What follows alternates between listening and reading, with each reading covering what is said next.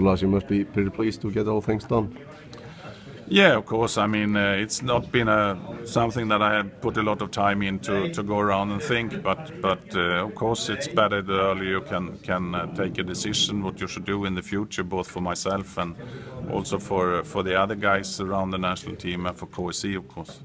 Had you many offers from other clubs? No, it's been some questions, but as I said to Geir and Tore early this autumn, that I will not go into any discussion with anyone until we have sit down, and we decided to do that after these 2 Croatian games. So even if been some questions, I never thought anything about it. Was it a hard decision to keep going in football? No, I don't think so. I mean, the last 2 games of Croatia, when we was of course very disappointed after the second game, but when we were so close, and when I sat down after these games, and then the response I have got from the players and the way the staff around the team has been working, it was feeling like that I would really like to have another try to see if we can go to the finals together. Especially also with the players, I'm very pleased with the way they have handle everything, and it's been very, very nice working together with them. So that's the main reason why I wanted to go on. Is it a realistic chance to qualify for the Euros? Yeah, of course it is. I mean, it's more teams going to the finals now, and if you compare it with the World Cup, and we had a young team also. So if everybody is fit and go on developing, I think it's a good chance. Of course, it can be very tough depending on how the draw will go. I mean, as we probably are in the group 5 of the seeding, it could be a really tough group, so it could be difficult. But we definitely have a chance, as we showed during these 2 years. And with the develop the team has done during these 2 years, I think we can keep on developing too. We get more experience. It's as I said, a young team. So I think the future looks positive. How does the things change with Heimir coming beside you?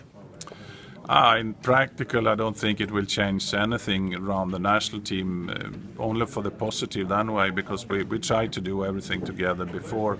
The best thing now for both the national team and the Icelandic football is that Heimir can put in a lot of more time into it, and the goal for him is also now, when I would say KSE was so clever to sign a 4-year contract with Heimir, he can look also into the future a little bit and start having a good contact with younger players and prepare in the future a little bit far away from this qualification.